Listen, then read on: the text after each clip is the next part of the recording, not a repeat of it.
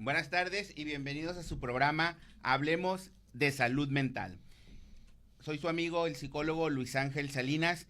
Mañana 2 de abril, Día Mundial de la Concientización sobre el Autismo, bajo el lema Fomentemos la neurodiversidad y los objetivos de desarrollo sostenible. Es algo que podemos mencionar que en los últimos años se ha popularizado mucho el tema de hablar del TEA y por lo tanto, como el día de mañana es el Día Mundial, traemos a un invitado que repite porque es el experto sobre TEA.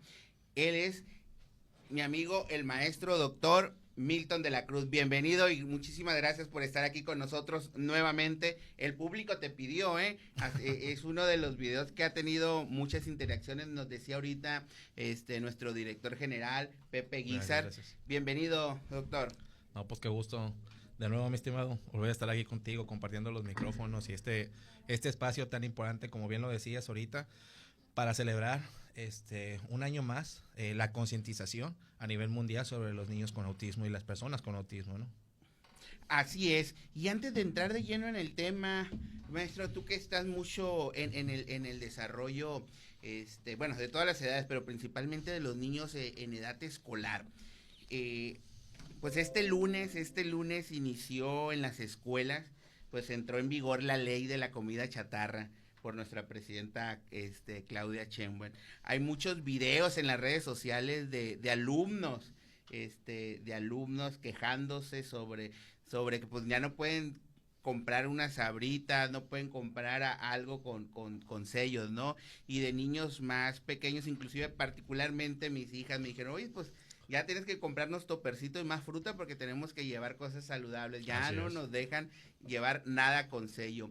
Pero el fenómeno de quejas por parte de los alumnos en redes sociales está presente.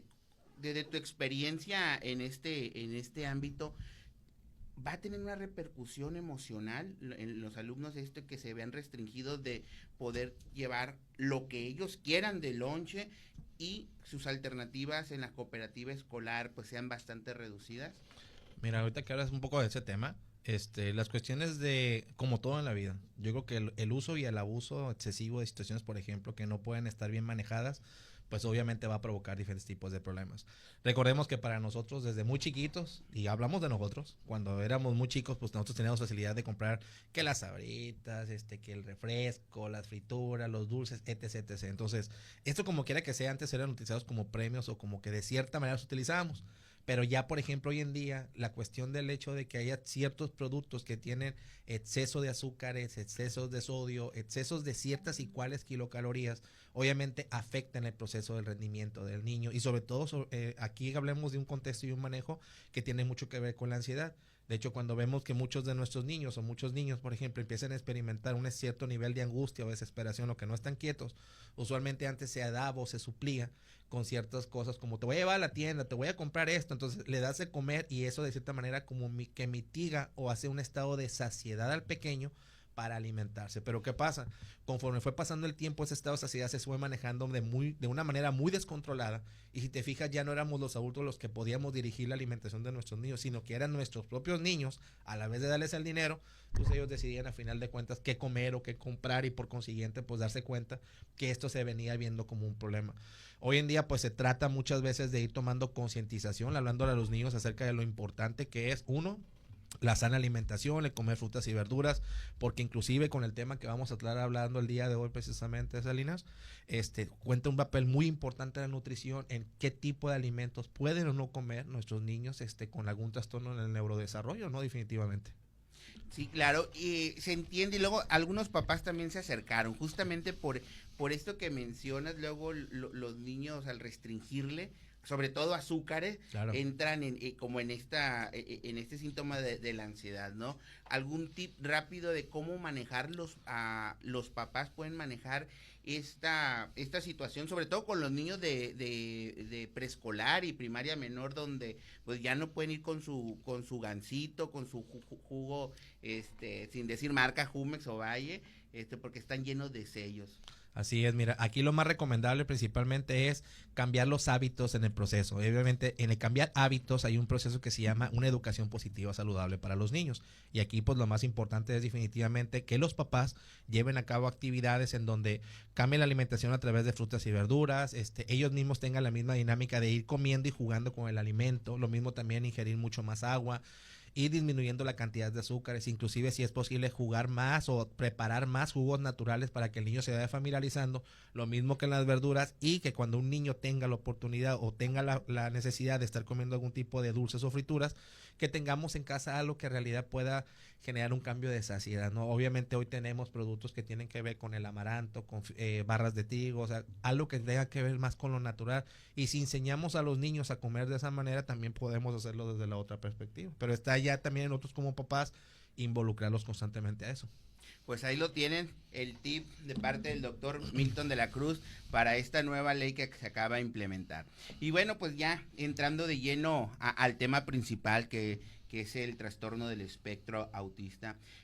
Doctor Milton, para nuestro público que seguramente más de alguna vez lo ha escuchado, pero no sabe qué es, ¿cómo podríamos describir este trastorno? Bueno, vamos a hacer un poquito de historia para los papás que obviamente nos están viendo y las personas que de otra manera tenemos un familiar, una persona que es muy cercana a nosotros con un trastorno del espectro autista.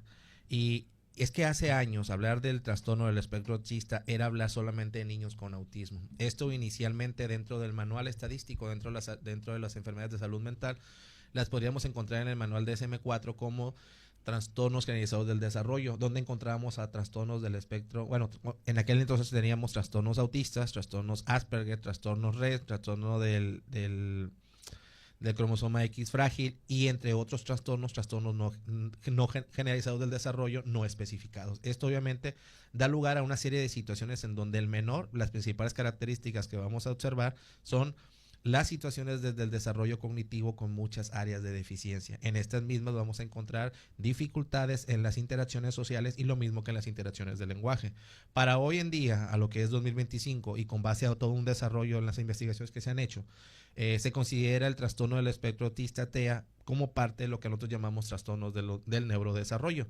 Esto tipificado posiblemente a lo mejor igual, no como tal en el número 3, sino dentro de sus clasificaciones, el trastorno del espectro autista es un trastorno que se va revisando día con día y que va teniendo modificaciones de acuerdo a la necesidad del niño. ¿Esto por qué pasa o por qué cambia?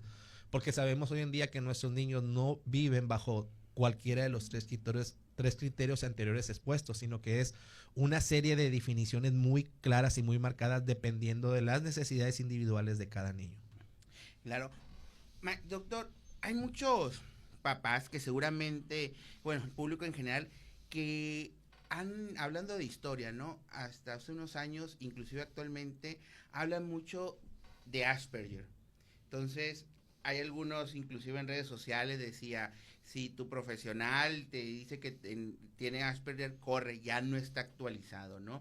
Pero sin embargo, hay varios profesionales de la salud mental que siguen tocando este término. ¿Sigue siendo correcto ahora con la actualización del DSM-5 que ya no lo maneja? ¿O cuál sería ahí tu opinión sobre este tipo de conceptos? Los trastornos del neurodesarrollo, Salinas, fíjate que es un concepto muy vasto en cuanto a la intervención clínica se refiere. Ahora hablamos en términos de una etiqueta diagnóstica. Hablar de Asperger, y esto está encontrado dentro de las líneas clínicas, es como hablar, por ejemplo, del trastorno del espectro autista en nivel 1, nivel 2 o nivel 3. Usualmente se utiliza el término Asperger para especificar a niños con un nivel de autismo de alto funcionamiento o que en su derivado también cuente con ciertos rasgos que pueda tener como presencia y que característicamente podemos notar que los niños con Asperger tienen dificultades en cuanto a la situación sensorial, que obviamente no toleran ciertos ruidos, no les gusta estar muy acompañados de otras personas, entre otras variantes. Estas variantes pueden depender y diferenciar de estas características. Se ha tratado dentro de este rublo, y lo voy a hablar así, yo en lo personal, pues alguna vez te compartí, te comentaba, yo estudié lo que es la especialidad en rehabilitación neuropsicológica para la Universidad de España y Colombia. Entonces, cuando nosotros revisamos esto con el neuropediatra Antonio Fernández, él nos revisaba y nos explicaba, hablar de un niño con trastorno autista en la hora de hacer un diagnóstico por rehabilitación, el manejo de un niño con Asperger actualmente en México es precisamente checado no con una variante, sino con una serie de características muy bien definidas y específicas. Por eso, en algunos casos, un paciente con Asperger puede llegar y lo que hay que hacer es identificar cuáles son las áreas que delimita y que a lo mejor tiene por dificultad, más no por presencia meterlo como dentro de un cuadro autista. ¿Sí? No sé si me explico con esto. ¿Por qué? Porque por consiguiente hay una separación, ya que los niños con Asperger son niños con una inteligencia muy amplia, son niños muy inteligentes, aunque para algunos aspectos en algunos lugares esta característica no se ve así.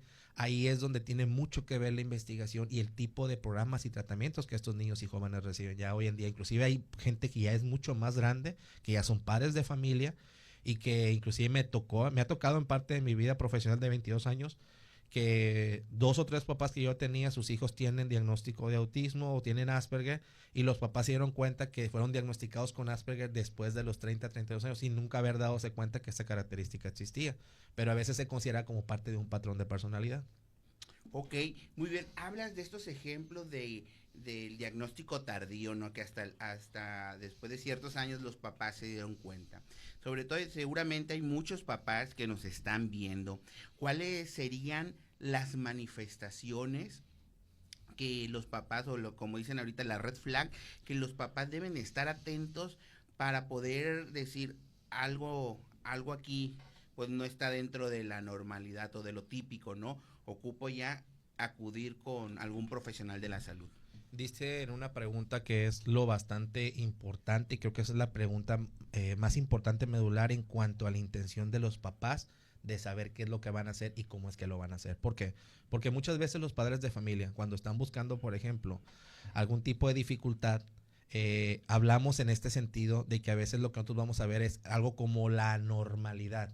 Vamos a ver partir de ese punto. ¿Qué es la normalidad para un niño?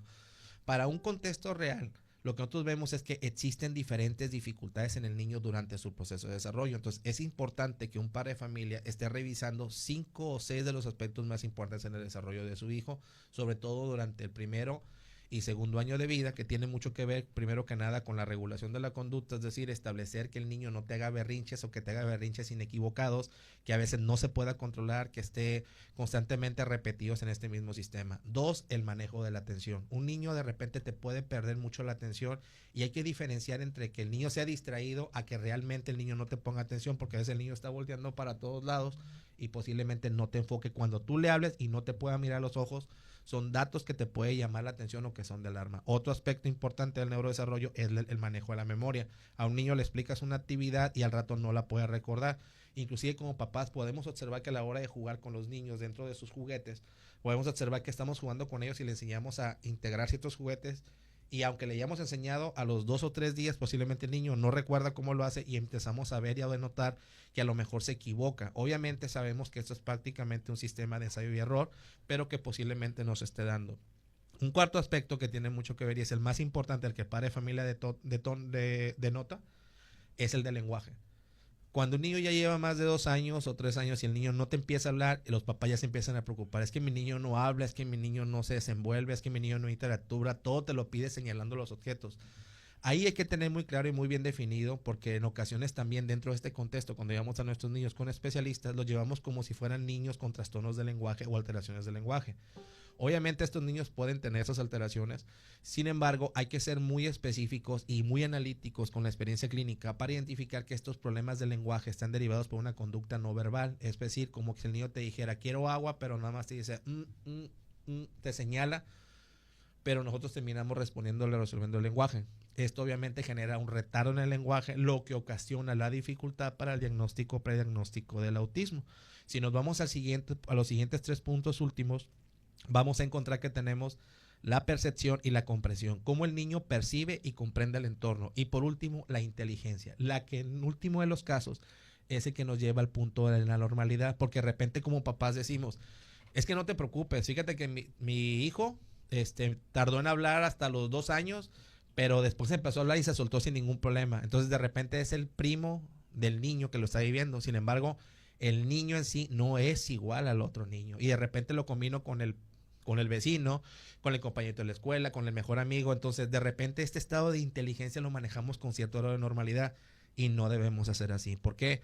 Porque si en estas 6 señales un niño nos presenta más de 2 áreas delimitadas como berrinches, problemas de la atención, mal manejo de la memoria, problemas del lenguaje, en la percepción, la comprensión y la inteligencia, estamos observando que de muy temprana edad nuestros niños nos están presentando a lo que se llama retraso global del desarrollo. Y dentro de los niños con problemas con autismo, la neurodiversidad especifica claramente. Vamos a ver el siguiente ejemplo. Hace muchos años se utilizaba el logotipo de un rompecabezas para definir al autismo. Hoy en día podemos entender que el niño es un rompecabezas amplio y que cada pieza, cada niño y en cada situación podría tener 20,000 piezas diferentes. Pero, ojo, fíjate qué interesante, cómo cambiamos al logo infinito. Estas piezas pueden ser cambiadas de forma increíblemente diferentes y cada niño, aunque tenga autismo, puede ser completamente diferente al otro. Por eso hay niños que los llevas a terapia, a intervención, evaluación y diagnóstico y no siempre es lo mismo. ¿Por qué? Porque hay piezas que no encajan igual y es precisamente el trabajo de nosotros como especialistas identificar y saber de qué manera se debe de tomar estas consideraciones, porque si tomamos en consideración, pues es que el primo o su tío o su papá o la persona tardó en hablar, no reaccionó, tuvo problemas de desarrollo para aprender o cosas por el estilo, entonces situamos esto como algo natural, cuando en realidad hoy en día esto termina siendo un problema para el niño y sobre todo para los papás un miedo, porque a veces dicen, no, pues es que a lo mejor sí es normal o a lo mejor no, entonces, ¿qué hacen los papás? Investigan a través de las plataformas como redes, se meten a investigar en internet y hay papás que nos ha tocado que a la hora de investigar llegan contigo y te dicen, es que queremos una cita porque creemos que nuestro niño tiene retardo en el lenguaje. Entonces cuando ya se lleva la evaluación de retardo diagnóstico, se hace una revisión y efectivamente es una característica de una presentación o candidato a un posible trastorno del espectro autista. Pero si le explica desde un primer momento esta naturaleza, obviamente las condiciones no se van a dar. ¿Por qué? Porque a veces también para los papás es muy complicado llevar a cabo este procesamiento de este diagnóstico, porque a veces dicen, pues es que si mi niño es normal, porque pues yo vi que mi esposa dice que también tardó para hablar o hizo cosas diferentes. Entonces, no, cada niño es completamente diferente y no podemos ver a los niños del 90, a los niños del 80 o a los niños del 2000 o 2010 en esta nueva modalidad. De hecho, muchos de nuestros niños que tú podrás ver o observar en una escuela son niños que nacieron dentro de la pandemia y que posteriormente los vemos como niños de 4 años en donde las deficiencias son mucho más marcadas, pero aquí hay que tener una observación clínica y un tipo de trabajo terapéutico muy bien definido para establecer un diagnóstico claro y de acuerdo a las necesidades de cada niño. Doctor, hay una pregunta que quisiera hacerte. Al principio mencionaba la palabra, pareciera que está de moda el TEA, ¿no? Uh-huh. Dentro de los últimos años, los niños con este diagnóstico del TEA pues, se han incrementado drásticamente, sobre todo de la pandemia para acá. ¿Qué explicación le das tú al aumento de casos con diagnóstico TEA? Mira, ahí hace aproximadamente en el año del 2018 tuve la oportunidad de ser invitado al Congreso de Psicología o el Congreso Autista de COTI en Monterrey. Y ahí revisamos varios aspectos que yo en lo personal te voy a decir después de tantos años de experiencia y ahorita ya con 22. Yo recuerdo que en aquel entonces mi mayor inquietud era aprender más de los papás, más allá que como especialista la integración del padre de familia. Y en ese punto me acuerdo que yo observaba que muchos niños veían con dificultades en el manejo de diagnóstico varios puntos importantes. Uno, el antecedente del manejo de la alimentación en las madres de familia y posterior a los hijos. El manejo de la condición socioambiental, cómo afecta la cuestión ambiental dentro de esa estructura, la cuestión genética. Entonces, si vamos abarcando una serie de patrones, hace mucho tiempo podíamos haber hablado, Salinas, que teníamos 20 niños de cada 100 eran identificados para el 2018. Hoy en día estamos revisando de forma muy significativa, alarmante, que si revisáramos 40 casos de niños, de los 40, tenemos 35 que son estados de alerta, y 25 que son precandidatos, y ya son 15 candidatos. Entonces, aquí obviamente, ¿qué se refiere muchas veces? Al manejo tardío de la interpretación o la intervención temprana de estos pequeños. Posteriormente al tiempo de la pandemia, muchos niños pues tuvieron que quedarse resguardados, y el uso o el mal uso del manejo de la tecnología, el permitir a los niños estar en el celular y manejarlos y controlarlos lo mismo que en la televisión, ocasiona que el niño genere un cierto patrón al desarrollo proposectivo o al parte del procesamiento sensorial, un aspecto que ahorita vamos a tocar. Pero en este apartado del procesamiento sensorial, al niño, por ejemplo, lo estimulamos con mucha luz, con mucho ruido. Veamos, por ejemplo, ciertos juguetes, si tú te fijas, hay juguetes, por no decir marcas, que a la hora de jugar con ellos tienen ahora muchos estímulos y muchas luces y sonidos y ruidos, y vibran. Entonces los niños se acostumbraron a vivir con esta experiencia. ¿Qué pasa cuando los sobreestimulas? Acabamos la pandemia y antes de empezarla, recordarás que era muy común utilizar el término estimulación temprana. Llevar a un niño a programas de estimulación temprana definitivamente es uno de los ejercicios más benéficos que pueden recibir los papás, y no por moda, sino porque son herramientas y requerimientos que los profesionistas dentro del área de la fisioterapia pediátrica o en otra intervención pueden proporcionar elementos y herramientas para el desarrollo perceptivo. En este caso hablemos de el tacto, el gusto, el olfato, el oído y la vista. Para cada una de estas situaciones, el terapeuta lo que hace es estimular de manera adecuada y generar programas alternativos. Cuando tú ya llegas a este nivel, de este punto 2024-2025, el aumento de estos niños es muchísimo más alto, derivado que son niños que no tienen límites, no tienen reglas. A veces por las cuestiones de tiempo, pues los papás por los tiempos no pueden estar mucho el tiempo y no observan a características lo que está pasando. Siempre es por observación directa o indirecta, a veces de los tíos, de los abuelos, de las amigas, que se dan cuenta y dicen, ¿no te has dado cuenta que tu hijo no está hablando, no se está desarrollando, o no hace caso, no pone atención? Entonces, este tipo de variables de conducta abre el panorama y a un marco en diferentes tipos de dificultades, lo que ocasiona precisamente problemas también a la hora de establecer un marco de diagnóstico. Entonces, si tú preguntas qué es lo que podríamos definir sobre esto, por lo menos de la pandemia para acá, yo recuerdo, ahí me tocó todavía trabajar con muchos pacientes en línea para Estados Unidos, y recuerdo que aquí en Mazatlán yo era de los pocos especialistas que se quedó trabajando con niños, y en la clínica teníamos a niños con autismo y seguíamos trabajando con esos programas, pero a la hora de ir avanzando siempre empezamos con un programa muy bien definido o un tipo de terapia bien definido en cuanto al manejo de la conducta, la socialización y el manejo del desarrollo propositivo. Esto generaría mayores cambios y obviamente cuidando siempre el manejo de la alimentación, que ahorita lo practicabas al principio, de por ejemplo, son niños que no comen azúcares, que no andan con comidas que les van a caer mal, porque hay patrones en estos pequeños donde el problema de la ansiedad o la desregulación conductual está basada en las funciones cerebrales, lo cual nuestros médicos o neuropediatras especialistas aquí en Mazatlán, usualmente a la hora de intervenir, solamente lo que tratan es trabajar, ¿no? Dando las medicaciones más adecuadas y pertinentes para cada necesidad del niño. Por eso también mucho es el cuidado que se da entre lo que es el neuropediatra, el especialista en psicología, si es que tiene el terapeuta físico. Aquí deberíamos inclusive de incluir en este apartado a lo que es el nutriólogo pediatra, porque sí es importante saber cómo llevar un punto de equilibrio. Por esto en las variantes de investigación notamos que puede existir este mundo de problemas para ellos. Sí, la Organización Mundial de la Salud nos arroja el dato que a nivel mundial por cada 160 niños hay un niño con este diagnóstico. Entonces, ¿cuáles serían, si nos vamos con los papás, cuáles serían los factores de riesgo que uno como papá tiene para poder pues para poder que su niño que van a nacer pueda tener el diagnóstico de TEA?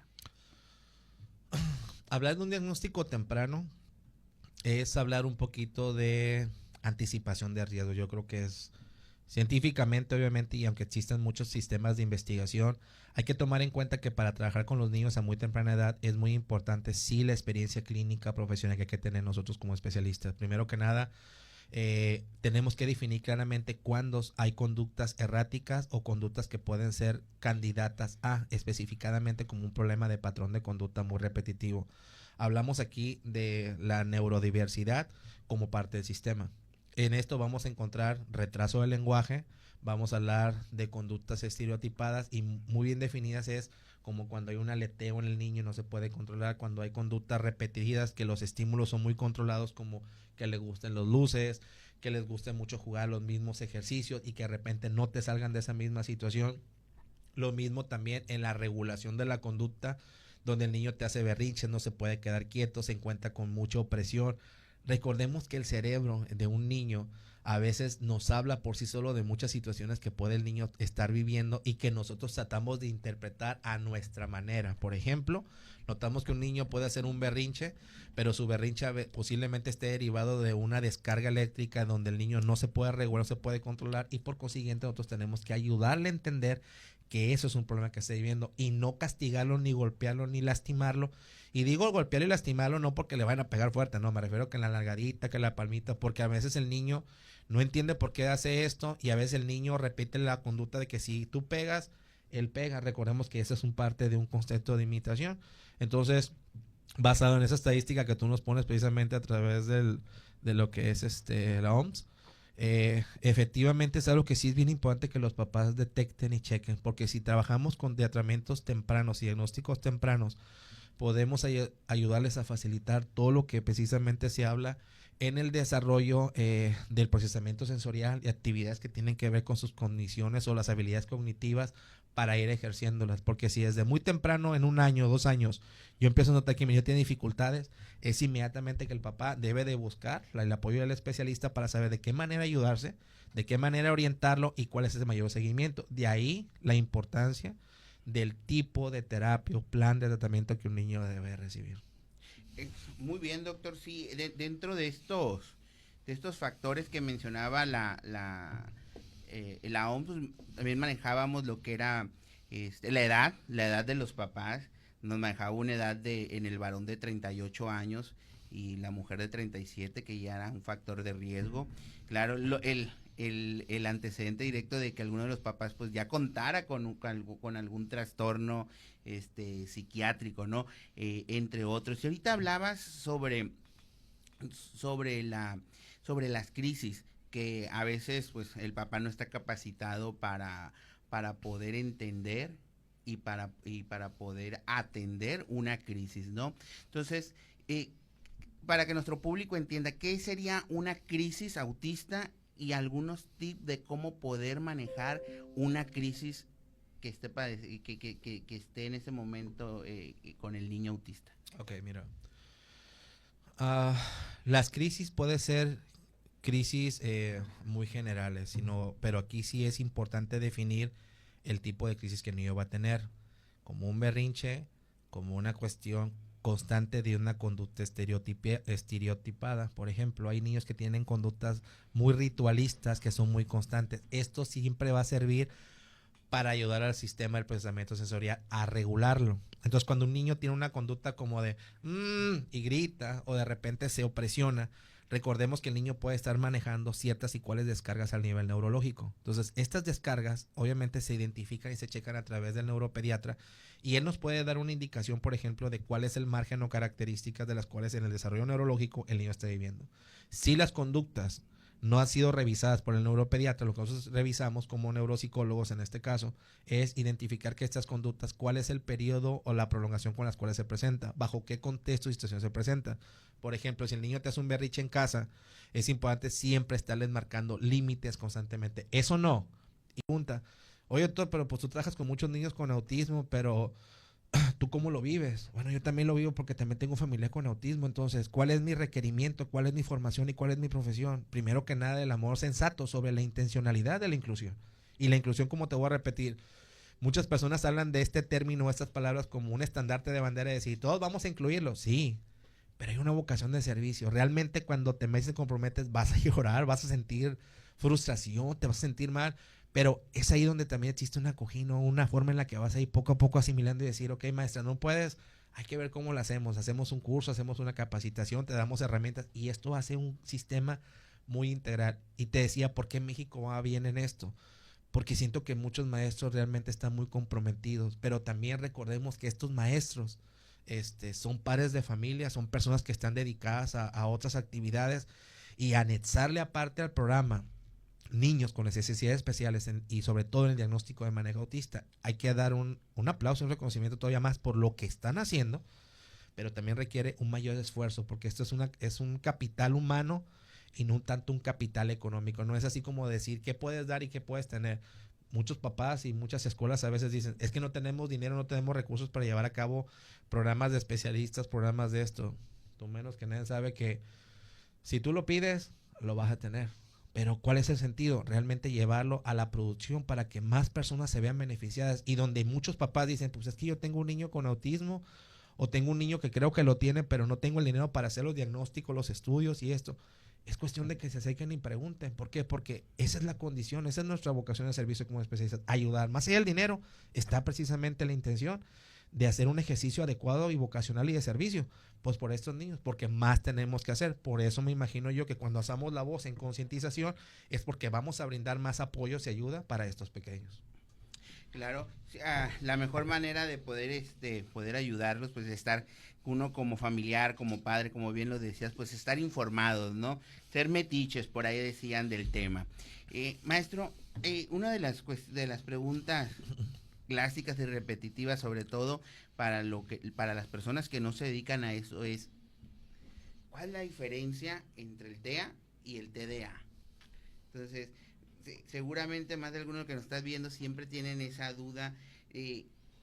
¿De qué manera, de manera general, sin entrar en quizás a lo mejor lo que nosotros llamamos diagnóstico diferencial, pero para las personas que nos ven y no saben de esto, de qué manera les puede quedar claros a ellos las características de diferencia entre un TEA y un TDA? El trastorno del espectro autista es un trastorno del neurodesarrollo que va a afectar, como ya habíamos hablado, tanto el lenguaje, la condición social y algunos aspectos del neurodesarrollo. Pero ya hablando del TDA, estamos hablando del trastorno por déficit de atención, estamos hablando de una particularidad donde nuestro niño puede tener solamente una dificultad en cuanto a la atención. Hablas en términos académicos, en términos de poner límites, alguna característica muy particular, porque tú sabes que ahí ya en otro tema lo hemos hablado, el famoso TDAH. El TDA es una cuadratura dentro de las clasificaciones clínicas, que si bien tú me decías no véntelos así, pero es muy fácil diferenciar, ¿no? TEA es un trastorno del neurodesarrollo, pero ya el TDA es una cuadratura clínica, es solamente un aspecto en cuanto al déficit de atención del menor. Bueno, pues ahí lo tienen para todos los que nos están viendo. Maestro, ¿cómo hablabas que, pues bueno, quizás este nivel de conciencia es porque algunos de una u otra manera o tienen un familiar, conocen a alguien, o este bombardeo de campañas de concientización, como el día de mañana que es el Día Mundial de la Concientización? Pero bueno, ahora, el tratamiento, ¿a qué instituciones vamos a hablar aquí localmente? Aquí en Mazatlán, ¿qué instituciones son las que se encargan de esto? ¿A dónde pueden acudir los papás que a veces recorren uno y otro lugar, ¿no? Como tú decías, a veces con un diagnóstico tardío, porque pues primero sospecharon que era algún trastorno del lenguaje, ¿no? Pues ahí otro le dijeron que no, que a lo mejor que era TDA, ¿no? Y así. ¿Cuáles serían los centros especializados sobre y para el tratamiento del TEA aquí en Sinaloa? Mira, Sinaloa tiene actualmente varios centros, ¿no? Tenemos el Centro Autismo Sinaloa en el estado por parte de Culiacán. Tenemos todo lo que es el sistema CRI o CRIT, también por parte de Sinaloa, tanto en Mochis, Culiacán como Mazatlán, los cuales cuentan con lo que es el personal para la identificación, diagnóstico y tratamiento en el servicio de atención público, también de igual manera lo que se refiere al sistema municipal. Y dentro de eso pues también tenemos diferentes tipos pues de centros, lugares en donde obviamente se da un tipo de atención o intervención con nuestros niños. Creo que sería ventajoso de uno si le preguntaras, obviamente pues soy director de un centro, no, pero creo que hay muchos centros aquí en Mazatlán que definitivamente cuentan con todas y cada una de los requerimientos para poderlo hacer. Creo que la particularidad más grande es, como bien decías ahorita, definir cuando estamos hablando de niños con trastorno del espectro autista en una base inicial al diagnóstico. ¿Por qué? Porque muchas veces los papás dicen, tiene el niño problemas de lenguaje, entonces lo llevas con el terapeuta de lenguaje. Tiene el niño problemas con el procesamiento sensorial, lo llevas a actividades con base a lo que es el plan de estimulación temprana o terapia física. Ojo, cada parte del niño, como la pieza del rompecabezas, y que cada pieza es un infinito completo en la determinación de las características de estos niños, todas y cada una trabajan de forma muy específica. Sin embargo, deben de trabajar de forma global. No podemos decir, si el niño tiene trastorno del procesamiento sensorial y hay que particularizar, no, pues hay que darle pura estimulación temprana con regulación específica para el desarrollo neuronal del niño. No, porque estamos trabajando solamente una de las áreas de una gran vastidad de cosas que el niño tiene que trabajar, porque también falta la parte del lenguaje, porque falta la parte psicológica, porque falta la parte psicopedagógica, porque falta la parte conductual. Entonces, se debe de hacer la realización de evaluaciones neuropsicológicas muy bien definidas por parte de los especialistas. Me imagino dentro del rubro, bueno, yo en lo personal pues soy pertenezco al Colegio de Psicólogos de Mazatlán y en el colegio pues obviamente somos un grupo específico y ahí por lo menos cuando hay una cuadratura del área de educación especial pues obviamente me hablan, ¿no? Igual que estamos otros psicólogos que estamos ahí. Entonces a la hora de trabajar e intervenir hacemos una evaluación completa sobre la intervención de los trabajos que tenemos que hacer. Esto no lo podemos hacer por sí solo, por eso es que hoy siempre vamos a requerir del neuropediatra, del especialista en terapia física y rehabilitación. Se hacen los anexos, se hacen programas. Hoy en día, por lo menos en donde yo me desempeño, hay especialistas tanto de Guadalajara, con los que tenemos una red de médicos, Guadalajara, México, Colombia, España, donde si hay una centralización del sistema de programas de terapia, hacemos lo que nosotros llamamos la rehabilitación neuropsicológica para la implementación de nuevos programas aquí en Sinaloa.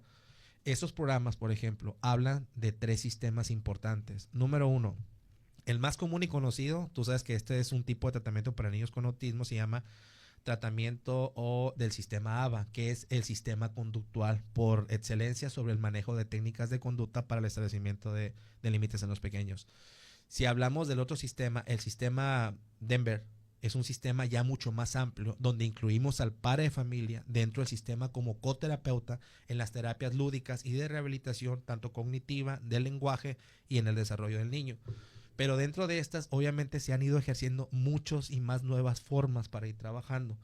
Centros, hay muchos, afortunadamente, gracias a Dios, hay muchos centros que están trabajando, han hecho un trabajo increíble con estos niños, pero claro, siempre está el qué más hay que ofrecer, qué más hay que dar, porque estos niños ocupan planes de tratamiento, diagnósticos actualizados, y esto es cada 6 meses. Sin embargo, si te fijas, para un padre de familia es muy complicado que si el estudio de esto, si los medicamentos, si las regulaciones, si las terapias. Creo que para todo hay un sistema y afortunadamente creo que Sinaloa se encuentra en un sistema de vanguardia muy grande, sobre todo por el sistema de diferentes asociaciones y grupos que han venido a apoyar de una manera significativa. Entre ellas creo que se ha hablado mucho de una asociación llamada Espectro, que he escuchado. Asociaciones como Pares y Compadres, que ha estado aquí durante mucho tiempo también. Entonces, si habláramos de tantas asociaciones e instituciones, creo que inclusive hasta los centros de atención múltiple han dado lugar a una serie de actividades muy amplias en cuanto a nuestros niños. Y creo que debemos de sentirnos muy agradecidos y bendecidos porque verdaderamente hay mucha gente que apoya a los niños, y Mazatlán, por sin lugar a dudas, más allá a través de esto, la red de padres de niños con discapacidad, que ha sido liderado por la señora Hilda, ha tenido una gran particularidad muy fuerte en cuanto al impacto de apoyos a niños con necesidades especiales. ¿Es caro atender esta condición? Ahí sí que hablar de estas diagnósticos y definición, claro que sí es como todo. Como toda situación o dificultad, en este caso como el trastorno del espectro autista, requiere de una serie de evaluaciones de diagnósticos, del diagnóstico neurológico, a veces el mapeo, el electro, la revisión neuropsicológica, la revisión de planteamiento, establecer el plan de rehabilitación neuropsicológica, aplicar lo que es el modelo de terapia, porque no son niños, ojo con esto, no son niños que requieren una terapia de una vez por semana, una vez cada 15 días. Son niños que requieren hasta 3 sesiones o toda la semana de terapias, y cada terapia debe de ser checada, fundamentada y revisada. ¿Te imaginas cuántas áreas y dependencias debería de haber para poder atender tantas demandas? Sería muchísimo, te voy a decir que no. Por lo menos, en mi muy particular caso, en el centro donde soy director general, nosotros atendemos una población aproximadamente como de entre 20 y 35 niños con autismo, y de los cuales de esos 35, los 35, gracias a Dios, están dentro de un programa que se llama Proyecto Dawson aquí en Sinaloa, y este proyecto es un proyecto de becas integrativas en donde sabemos que son papás que trabajan mucho tiempo, pero que tienes que darle un costo mucho más accesible, donde obviamente consideramos que muchas personas puedan patrocinar en cuanto a materiales, pruebas, diagnósticos, inclusive cosas para poder hacer que nuestros papás reciban las terapias y aparte nuestros niños. De esta manera, un niño con un padre de familia puede recibir hasta 4 sesiones y terapias por semana a muy bajo costo para que estos niños sigan un programa de rehabilitación, y se hace una revisión cada 6 meses. Si el niño vemos que avanza, vamos a un siguiente nivel y vamos a un siguiente nivel, pero siempre es con la intención de poderse apoyar. Pero de que si es caro, va a depender mucho de la necesidad, y por eso es que muchas veces los papás, Maestro Salinas, muchas veces no se acercan por el miedo de que, y es que va a costar esto, entonces también hacia dónde considerar. Creo que sí es importante, ojalá que dentro de este programa se pueda llevar a cabo también enlaces de personas, asociaciones, centros y lugares, que no es solamente ni uno, sino creo que todos los que estamos trabajando para que en esta línea todos puedan promover los servicios de apoyo que puedan recibir estos niños y sus familias. Sí, es muy importante, ¿no? Pero también es bueno saber que por lo menos aquí en Sinaloa pues tenemos varias instituciones y diversos centros que pueden apoyar este tipo de condición, ¿no? Y bueno, pues para estar cerrando ya nuestro programa, ahorita mencionaste es una palabrita nivel, ¿no? Para que nuestro público entienda, decías, hay diferentes niveles, ¿no? ¿Cómo podríamos describir los niveles del autismo? Hace muchos años podríamos estar hablando, inclusive todavía hasta la fecha es muy común escuchar, tenemos autistas de nivel 1, nivel 2, nivel 3. Yo sí quisiera dejar muy en claro esto. Hablar de niveles sería muy tipificado, sería clasificar o clasificatorio la función del niño. A un principio de que empezamos el programa yo sí les explicaba que el niño es como un cuadro, vamos a ponerlo así, de un rompecabezas, en el que el rompecabezas es un tapiz indefinido. Cada uno de nosotros tiene un tipo de tapiz indefinido, pero entonces en el niño estas definiciones se pueden variar dependiendo, puede ser muy alto el procesamiento sensorial auditivo y estuviera afectado. De repente las funciones del lenguaje están afectadas. Las condiciones del desarrollo cognitivo no están aptas. Hay descargas eléctricas que pueden ser muy variadas. Puede haber un decibel 1, decibel 2, decibel 3. Varía. ¿Qué pasa cuando hacemos la conjugación de estos niños? Cada uno de estos niños tienen diferentes tipos o diferencias. Entonces, hablar de los niveles o dificultades del niño nivel 1, 2 o 3, que es muy común que los escuchemos, creo que sería más conveniente siempre revisar de acuerdo a una evaluación y al diagnóstico interactivo de un niño cuáles verdaderamente las áreas que cada uno de ellos se ve afectada. ¿Por qué? Porque hay niños, por ejemplo, te puedo hablar de la vida, no sé, se me ocurre de mi pequeño Alejandro, ¿no? Un niño que llegó aquí hace muchos años, hace poco pues él tuvo que erradicar otra parte. Alejandro estuvo conmigo 6, 7 meses. Y cuando llegó con un plano de diagnóstico de autismo de 2º grado, una dificultad muy amplia, y el niño estaba diagnosticado. Cuando llegó al niño, estuve trabajándolo durante toda la semana, durante 6 meses. Y uno de los principales aspectos es que el niño no desarrollaba el lenguaje y no podía aprender. Para cuando terminó, cada uno de los tiempos de la terapia de él, Salinas, era increíble porque era ver qué padre, era ver que de repente aprendía a decir colores, que de repente aprendía a decir números, que de repente se me regulaba, que ya no lloraba, que ya disfrutaba.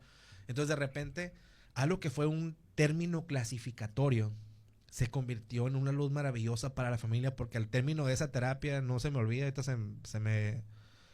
me pongo muy sensible porque yo recuerdo a ese niño cuando lo despedí hace poco, que me abrazó y me dijo, nos vemos pronto, doctor, ¿no? Entonces de repente son cosas que dices tú, ay Dios, o sea, ¿cómo es posible que al principio ese niño no pudiera externalizar mucho? Pero eso es lo que te digo, si trabajamos cada área y nos preocupáramos por realmente las necesidades específicas de este menor y de este pequeño, las cosas serían completamente diferentes y no tuviéramos que tipificar, claro.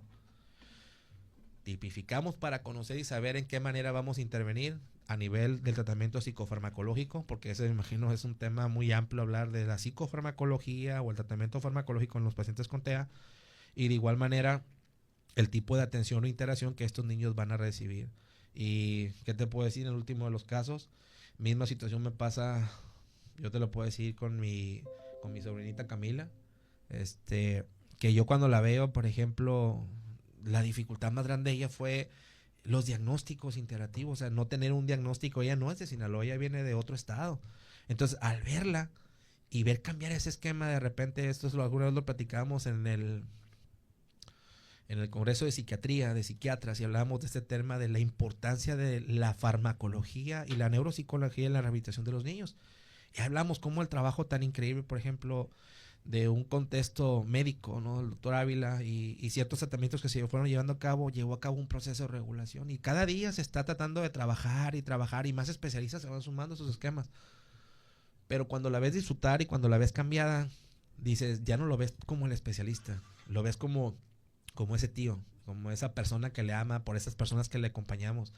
Y amo todo lo que hace, y aunque yo sé que de repente hay momentos que tiene crisis, tiene dificultades y llora y se pone inquieta, eso no importa. Lo que importa es saber de que nosotros, al término que hablamos hace rato, nos incluimos en amor, en corazón, en vocación y en servicio, y no porque sea mi familiar. Porque alguna vez te lo explicaba a ti, lo platicaba alguna vez a las personas del auditorio. Creo que si trabajáramos y viéramos a cada niño como si fueran nuestros hijos y nuestros familiares, esos niños tendrían una clase completamente diferente a hacer lo que vas a trabajar. Porque entonces ves la vocación, porque no es ni la etiqueta, ni es el nivel, ni es el factor monetario, ni nada. Es el compromiso que tú tienes para trabajar con estos pequeños. Porque esa es la meta, esa es la regla de trabajar con ellos. Ahora sí que ahí donde tiene mucho que ver la importancia de la concientización. Que si estamos bien en este mismo canal, todos y cada uno de los especialistas que trabajamos, tanto con niños, maestros, padres de familia que están bien dedicados, esto sin lugar a dudas va a crecer muchísimo más, porque esto suma, y el sumar implica hacer cambios, y que estos cambios se vean físicos, reales y de forma adecuada para estos niños, para que verdaderamente que todos estos movimientos que se hacen vayan encaminados a lograr estos objetivos positivos para ellos. Para los padres de familia que nos están viendo y que ahorita pues tienen a su hijo ya con este diagnóstico, y estamos hablando de niños de preescolar, primaria, menor, por lo general el papá piensa, mi hijo siempre va a tener esta dificultades, ya sea en el área de cognitiva, del lenguaje o de edad adulta, se va a poder integrar, vamos a decirlo, a la sociedad típica. Sí hay una manera, sí hay una esperanza para poder tranquilizar a esos padres de familia que siempre han preguntado eso de, ven ahorita las dificultades que tienen el niño, de la vida adulta, se puede integrar de una manera, vamos a decir, no quiero decir normal, pues de una manera típica a la sociedad. Mira, y yo creo que sin miedo hay que decirlo, ¿no? Yo creo que esto es hablar que cuando uno de nuestros niños, para un padre de familia, hablar y decirle, papá, tu niño tiene trastorno del espectro autista, es hablar de un proceso de cambio, es un proceso de adaptabilidad y es un proceso de cambio de vida.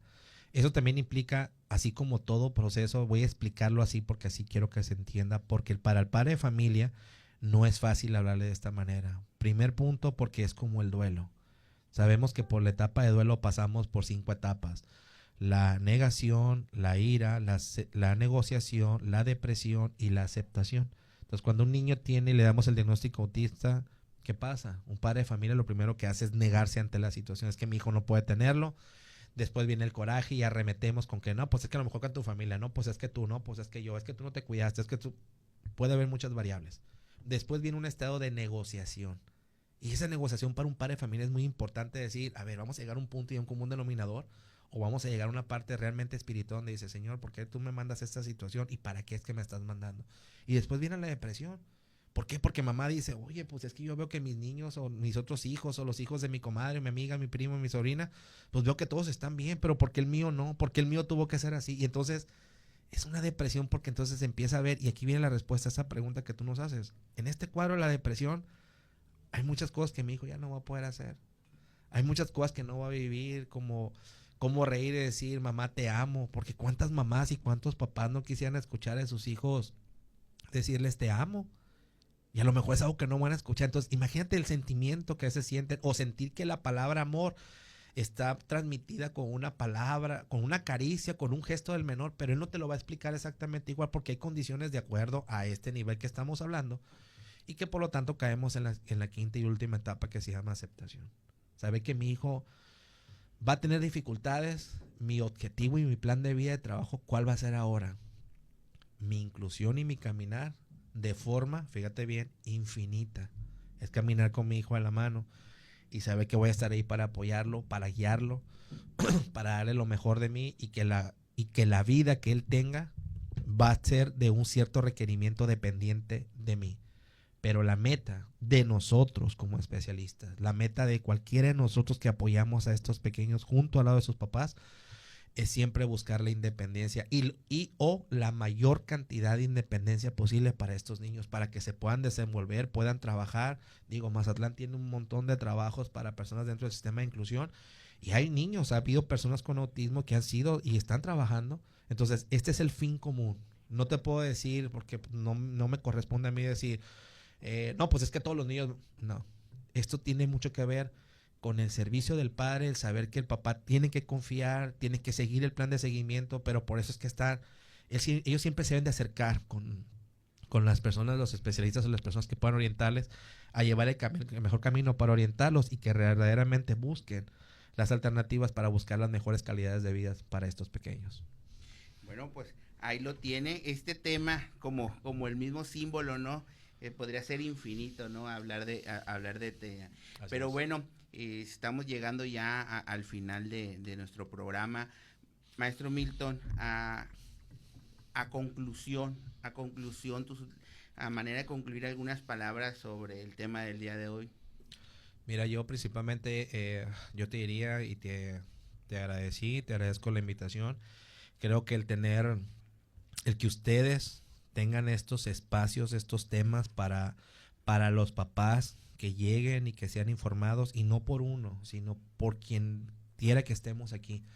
El que ustedes sean una transmisión de la voz de esta información es una parte importante y es un mensaje muy positivo y muy bueno para estos papás, porque esto va a hablar mucho de que hay una importancia en la concientización social y de esto replica mucho en nosotros. Ahora sí que comentar de forma positiva, hacer las cosas de forma positiva, no decir que hay que celebrar un solo día para concientizar de forma mundial. Es todos los días, porque todos los días estos pequeños que son guerreros, que son maestros para nosotros, nos están enseñando y todos los días debemos de trabajar de las manos con ellos.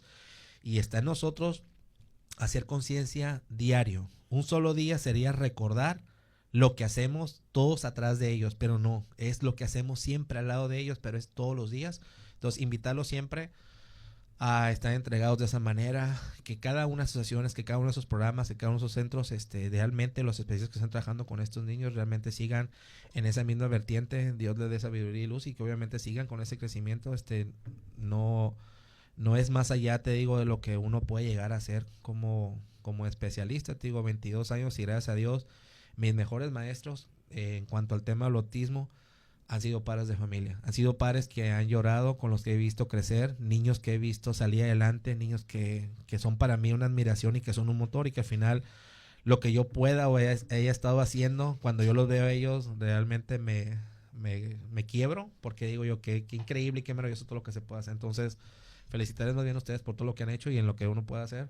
Pues adelante, que vamos a estar. Pues muchísimas gracias. Quiero agradecer al maestro Milton, también a nuestro director general Pepe Reyes por darnos este espacio que bien ya agradeció el maestro Milton. Pues bueno, no queda más que agradecerles a ustedes por sintonizarnos. Yo soy su amigo el psicólogo Luis Ángel Salinas. Recuerden que el programa del día de hoy fue por el Día Mundial de la Concientización sobre el Autismo, bajo el lema fomentar la neurodiversidad y los objetivos de desarrollo sostenibles.